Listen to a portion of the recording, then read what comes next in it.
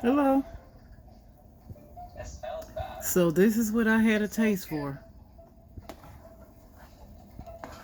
I made me a broccoli, no, cheddar cheese, broccoli, potato, scallop soup.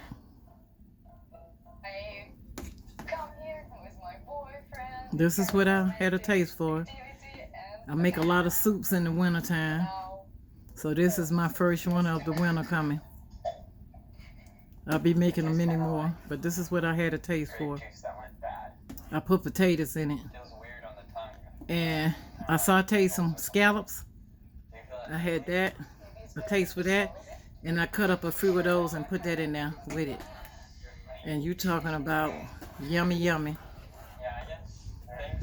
That's what I had a taste for. And this is my recipe. Usually people put the broccoli and cheese, but I added potatoes.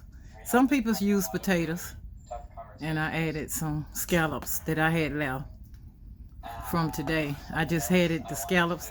I ate them by itself. Didn't want nothing with it. Yummy, yummy. Have a great day.